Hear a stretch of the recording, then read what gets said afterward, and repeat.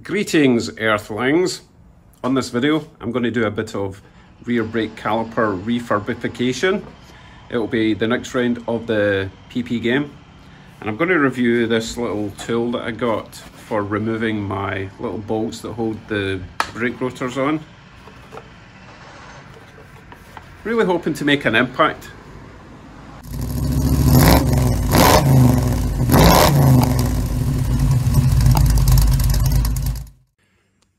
These are the rear brake calipers from my FC RX-7. Aren't they just delicious? I'm sure it's just surface rust, so they're getting cleaned up. Hopefully I can reuse them. I will of course have to get new pipes, new cables, probably new, well definitely new dust thingy jigs for the caliper pistons.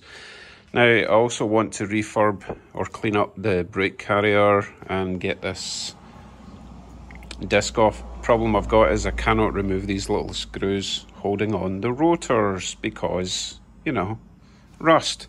So I did buy a tool for that job. And here is said tool. Let me give you a closer look. This is a hand impact driver set. Inside we have the hand impact driver. Stop that. It's got a little, what's that, 1/2-inch drive, so it's nice and chunky. You got your little adapter, clips on, and it comes with 4 bits. Big Phillips, bigger Phillips, big flat, bigger flat. Hoping that the big one is the right one for the job. Pretty simple concept. You would put this in there, put it on your screw head, whack it with a hammer, and as it goes, as it compresses, it turns either left or right. Obviously I want it to turn left to unscrew. I can't imagine why you would ever want to hammer this on to a screw. That makes no sense. To change the direction, you can see there's a R and an L. You would push this down, turn it that way for left, sorry, that way for right. Push it in, turn it that way for left. Let us give it a shot. Now, there were very mixed reviews on this tool. Some people were saying that the bit broke or the top section bent. I think it's possible that a lot of people were hammering in the wrong direction and it was just tightening and tightening, and then this gave way before the bolt. Hopefully that's all it was. Let's give it a shot. I'm going to use my little reading glasses as some sort of eye protection. I don't want anything breaking off and going in my eye because, you know, I like to see. Let's go. These have been soaking in WD-40 for a while, so best shot. Now, I do know that I want this bit as snug as possible in there. I don't want any give, so I think I have the right one. Let's give it a shot. You know what, I'm going to wear gloves because, you know me, I will slip off of that and whack my hand. At least I'll have a bit of cushioning if I hit the glove first. Okay, let's go.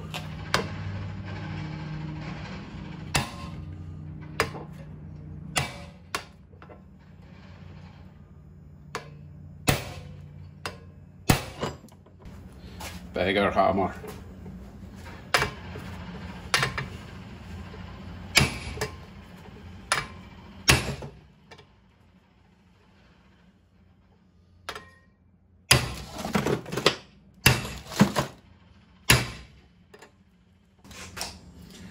So I did a little experiment just by pushing this in against something solid to see which way it spins, and guess what? The instructions are wrong. Let me show you. Do you see how it's got a little arrow pointing that way and left? Presumably that means if you want it to go left, you would push this up, follow the arrow, point it that way for left. Well, watch what happens when I push this against there. When I push this because it says left, I would expect that to turn to the left. Oh, look at that, it turns to the right. Let me show you with a pen, just in case you can't see that. Of course, I only have a black pen. I'll put a wee line at the top, okay? Right, so as I say, this is on the left setting, so that should turn to the left. Oh, look at that, it's going to the right. So all I've really been doing is tightening that even worse. Terrible, terrible instructions. So let's see if my theory is correct. If I turn this to the right setting, this should now turn to the left.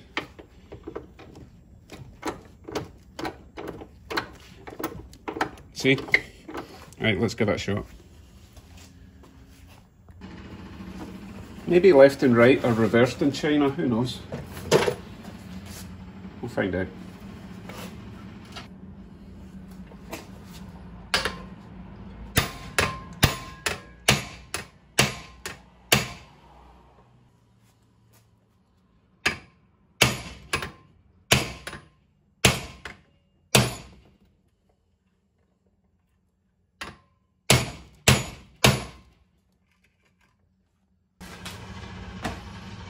Garbage.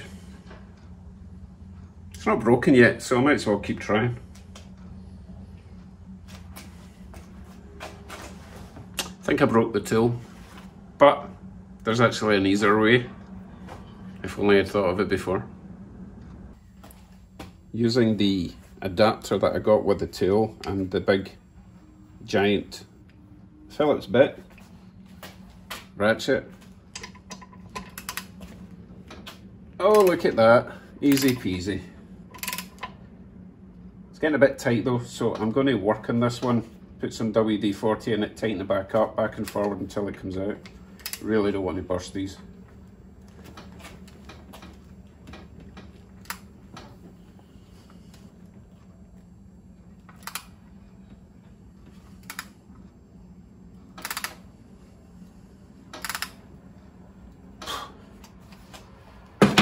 Well, that was a waste of $30. Well, $30 for a nice Phillips bit, I guess. Ah well. Right, screws are out. Now I need to wrestle to get the brake rotor off the hub. And you know how easy they are.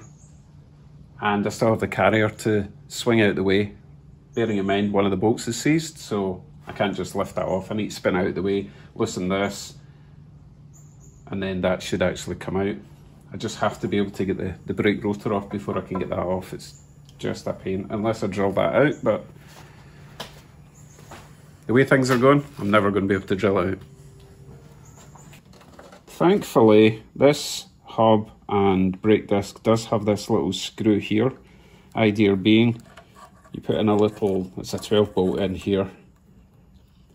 This bolt grips onto the brake disc and pushes against the hub, and it should release it, unless it snaps, which is highly likely also. Just take it easy.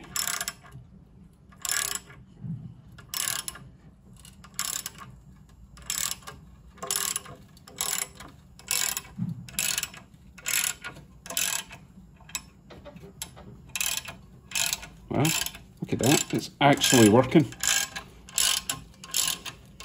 Amazing.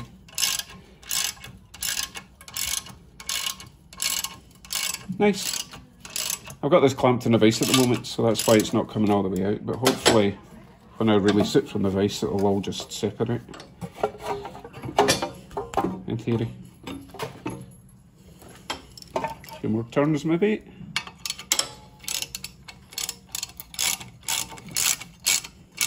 Awesome. It's whether or not this disc is going to come past this carrier. If not, I'm just going to have to drill out the carrier.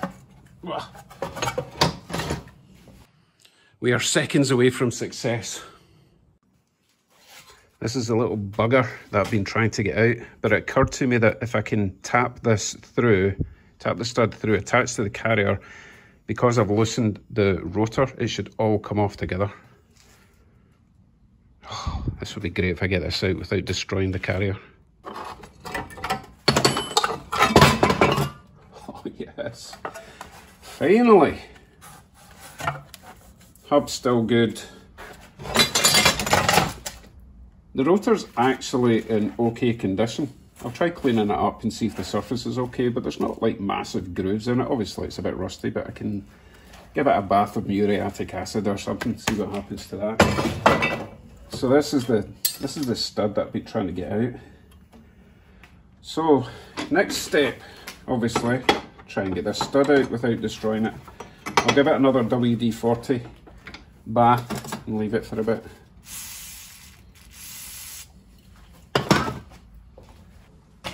Now this is a tool that I've had a decent amount of success with. I think it's a wee bit missing parts in the middle, but it should still work. The idea is when you unscrew, it basically tightens on like a drill chuck. So the more you tighten, the tighter it gets in the stud. I'll give this a shot. If I can get it working. I'll need to buy a new one because it has been really good, but it's also been really abused.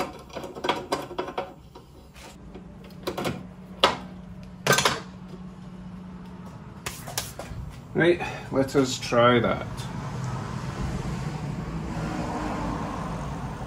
Ideally, you want to put a big wrench on this side to initially tighten this up using your half-inch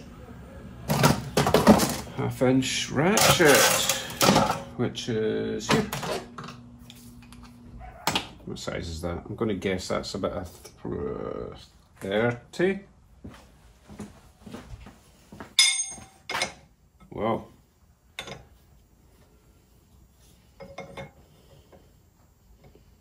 I think it's like a 34.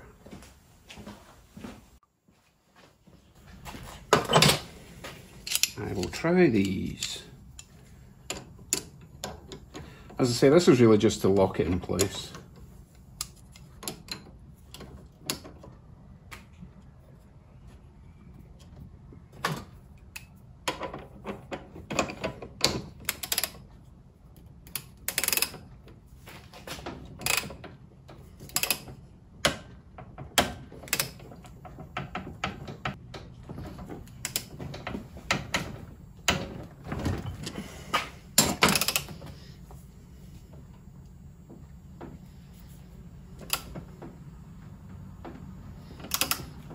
I just got my finger underneath to feel if the stud is moving, and so far it is.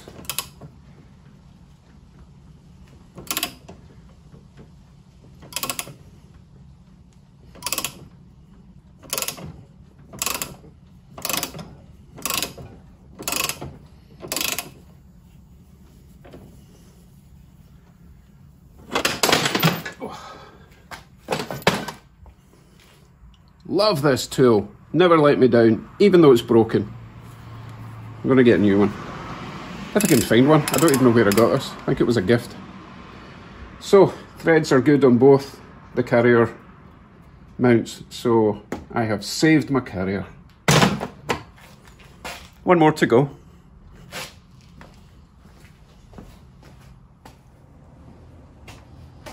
Behold my pile of rusty crap. One day it might actually be not rusty crap. Nah, it should be fine. I managed to get all the bolts, or at least all the important bolts out without snapping them, and I will clean them up and run a thread tap through it just to clean them up. Now, before I go too mad with the cleaning process, I want to know your views on muriatic acid. Is it going to destroy all the rubber seals, and if so, can I get new rubber seals? Because I really would like to just sit all this in the acid for a couple of hours. Otherwise I'm just going to be grinding all day. But I think they'll come up really good. On closer inspection, I won't be using these discs other than for mock-up, but they'll do for now. I need the inside part of the brake discs to act as a spacer for the wheel, for, you know, lining everything up. So they'll do for now. I know I can get new brake discs, that's not a problem. So new discs, new pads, possibly new seals. I still need to take these all apart properly but I'm going to soak these again in penetrant just to make sure I don't see snap any more bolts. Okay, I'll leave that acid question with you guys, because for now it is time for round 7 of the PV game. On the last round of the past profession game, I asked if I was an English teacher, a dental nurse assistant, or an office boy. I was an office boy, or as we called it, an office junior. Really boring job, not for me, had to wear a suit. Anyway, on to round 7. Was one of my past professions A, a pet photographer, B, a bacon delivery boy, or C, an exhaust fitter? Make sure you leave your answer in the comment section below, A, B or C, to be in with a chance of a prize of a Scott Rods t-shirt, Scott Rods mug, 2 Scott Rods stickers.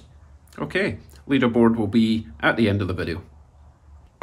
Thanks for watching today. Now, before you go, at the end of October, obviously, is Halloween, and I like to do a little display with Bugsy for the kids. Last year was a bit of a washout because you know why.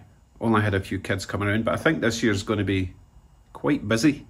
So leave a comment with what I can do with Bugsy. I was thinking of doing the usual skulls and smoke and all that kind of stuff, but I might actually dress up as a gangster, maybe a zombie gangster or something. But hey, leave a comment with ideas. What would you do? It's for the kids, you know? I think they need a bit of fun this Halloween. Okay, take care everyone. Stay safe in your garage. See you in the next one.